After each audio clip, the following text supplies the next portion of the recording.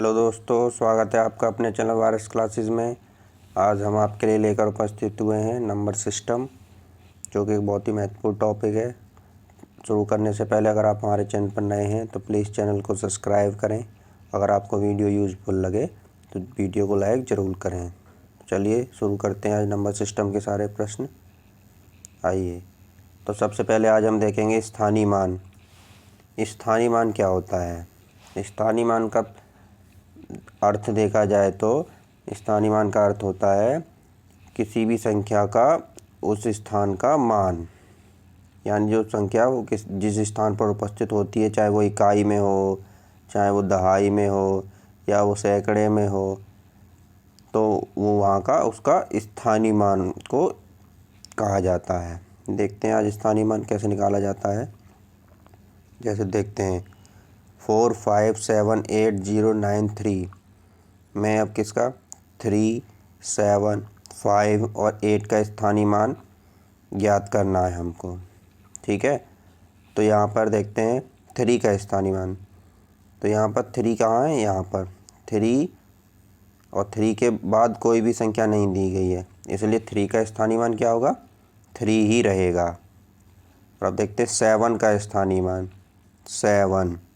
तो यहाँ देखते हैं 7, तो जो संख्या के बाद जितनी भी आगे जितनी संख्या दी गई हो उसके आगे सिर्फ हमें क्या करना होता है? उतना 0 लगा देना होता है।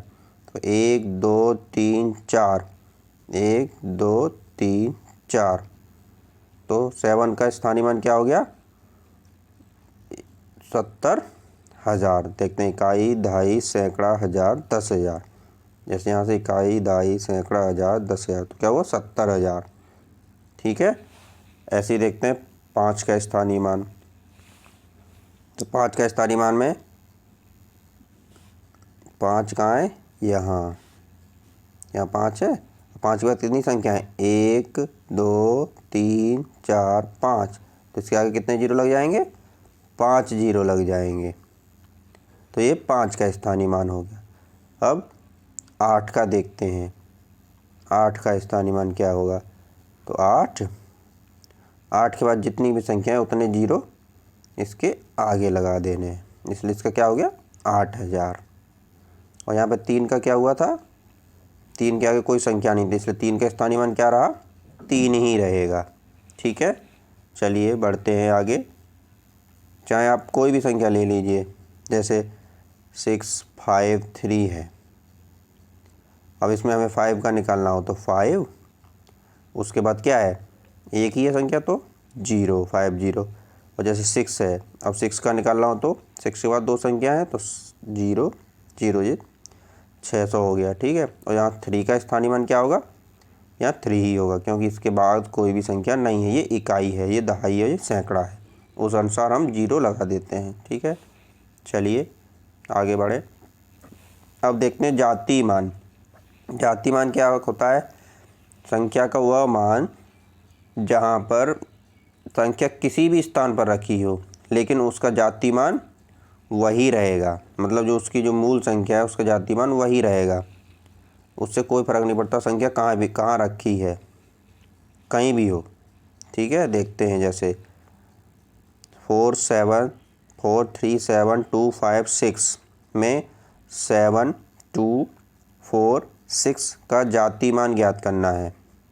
ठीक है, तो देखते हैं। तो 7 का जातीय मान क्या है? 7 ही होगा। 2 का 2 ही होगा। 4 का 4 ही होगा, और 6 का 6 ही होगा। तो ये मूल संख्या ही होती है, मूल संख्या। इसमें किसी भी स्थान पर रखी हो उससे कोई फ़र्क नहीं पड़ता, लेकिन स्थानीय मान में तो जिस स्थान पर रखी होगी उसका उसी हिसाब से अलग हो जाएगा। जैसे इसमें 7 का स्थानीय मान निकालना होता तो इसमें 7 का स्थानीय मान होता 7 1 2 3 3 जीरो लगा देते हम, ऐसे हो जाता। ठीक है, चलिए जातीय मान स्थानीय मान के बाद आगे बढ़ते हैं आपके लिए। अब देखते हैं विभक्ति के कुछ नियम जो हमेशा पूछे जाते हैं। विभक्ति के नियम, पहला है आज हमारा 2 से विभक्ति का नियम। 2 से, 3 से, 8 से, 9 से जो संख्याएं विभक्त होती हैं सीधे जो परीक्षाओं में पूछी जाती हैं वो देखते हैं आज हम। तो पहला नियम है 2 से 2 का नियम। 2 से कौन कौन सी संख्याएं विभक्त होती हैं? तो कभी भी किसी भी संख्या में अगर 0 2 0 2 4 6 8 अगर इकाई के अंक में 0 2 4 6 8 आता है तो वो संख्या 2 से पूरी तरह से विभाजित होगी। जैसे देखते हैं 8 6 4 3 2 में इकाई का अंक क्या है? ये 2, यहाँ पर 4, यहाँ पर 8। ठीक है, जिसमें क्या सिर्फ इकाई का अंक क्या होना चाहिए? 0 2 4 6 8 किसी भी संख्या में आए तो वो 2 से विभक्त होनी ही होनी है, चाहे वो कोई भी संख्या सही, उसके बाद वो कुछ भी लिख रहा सही। अगर लास्ट में इकाई का अंक जो है संख्या के बिल्कुल अंत में 0 2 4 6 8 आएगा तो विभक्त होनी ही होनी है। ठीक है, ये 2 का नियम हो गया। अब 3 का नियम देखते हैं। 3 से विभक्ति का नियम, जब किसी भी संख्या के सभी अंकों का योग, मतलब कोई भी संख्या दी गई हो तो उसके सारे अंकों को जोड़कर पूरी तरह 3 से विभाजित हो जाए तो वो क्या होगा? वो 3 से विभक्ति का नियम। 3 से अगर विभाजित हो जाए तो वो 3 से हमेशा विभाजित होगी संख्या। देखते हैं, जैसे 9 6 3 4 2 1 है। ठीक है, तो अब इसके संख्याओं का योग आया 25। ठीक है, तो 25 को अगर 3 से डिवाइड किया तो ये 3 से डिवाइड पूरी तरह से नहीं होगा। ठीक है, तो ये 3 से विभाजित नहीं होगी संख्या। और जैसे 7 5 6 8 4 है, अब इसको क्या करेंगे हम? ये इसको जोड़ेंगे तो कितना आया? 30 आया। और इसमें 3 का भाग दिया तो कितने बार चला गया? 10 बार। तो ये पूरी तरह से विभक्त हो गई। तो इसका मतलब क्या है? ये 3 से विभाजित होगी ये संख्या। ठीक है, आ गया? आगे बढ़ते हैं। अब 9 से विभक्ति का नियम देखते हैं। 9 से विभक्ति का नियम क्या होता है? जब संख्या के अंकों का योग 9 से विभक्त हो तो वो भी 9 से पूर्णतः विभक्त होगी। मतलब जो भी संख्या दी गई है उसका योग, जैसे 6 6 4 5 3 3, तो इसको जोड़ने के बाद आया हमारा 27 27। अब 27 क्या कह रहा है? योग 9 से विभक्त हो। 9 से विभक्त किया तो 9 3 27, तो ये 9 से विभक्त हो गया पूरी तरह से। इसका मतलब ये संख्या भी 9 से पूरी तरह से विभक्त होगी। ठीक है, अब देखते हैं 5 से विभक्ति का नियम।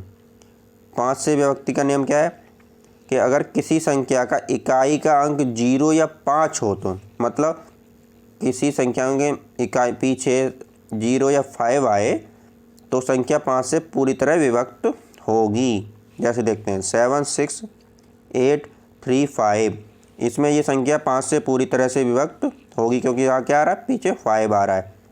और यहाँ 8 6 3 7 0, तो यहाँ क्या आ रहा है? 0 आ रहा है। ठीक है, अब आगे बढ़ते हैं।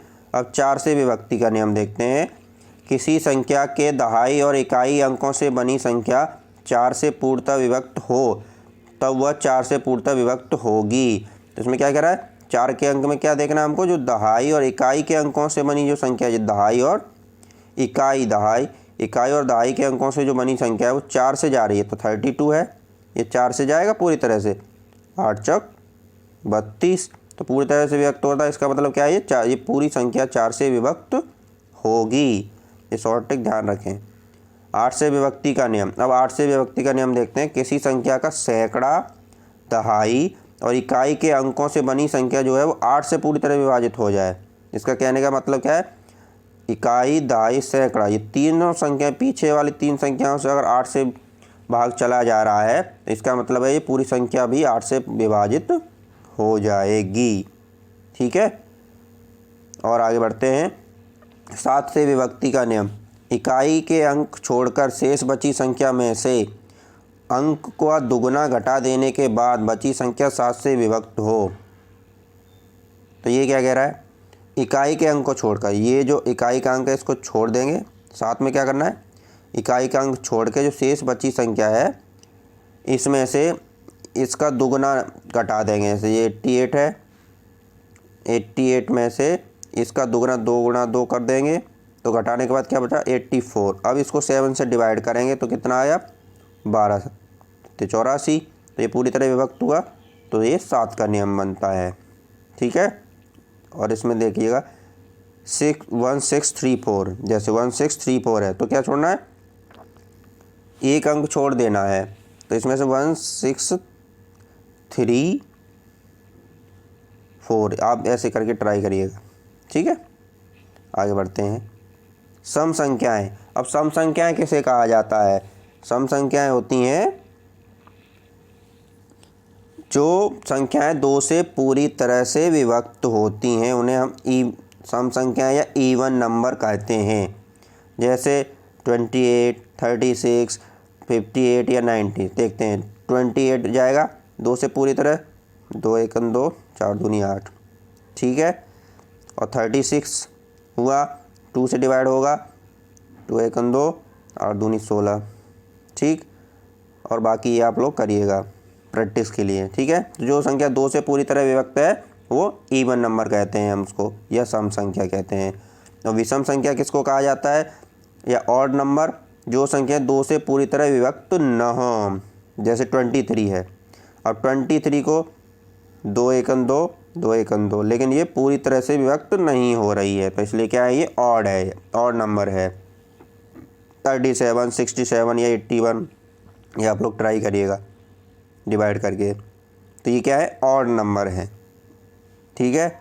आगे बढ़ते हैं। अभाज्य संख्याएं या प्राइम नंबर। तो प्राइम नंबर क्या होता है? प्राइम नंबर ऐसी संख्याएं होती हैं जो एक या स्वयं से ही विभक्त होती हैं सिर्फ। अभाज्य या प्राइम नंबर क्या है, जो या तो एक से विभक्त होंगी या स्वयं से ही। जैसे 2 है, 2 3 5 7 11 13 17 19, ये क्या है, ये सब प्राइम नंबर्स हैं, क्योंकि इनमें सिर्फ या तो 1 से आप डिवाइड कर सकते हैं या 3 में 3 से ही डिवाइड हो सकता है, और किसी संख्या से नहीं। जैसे 5 है, 5 में या तो 1 से होगा या 5 में 5 से ही डिवाइड होगा, और किसी भी संख्या से डिवाइड भाग नहीं जाएगा इनका। तो ये क्या है, प्राइम नंबर, अभाज्य संख्याएं।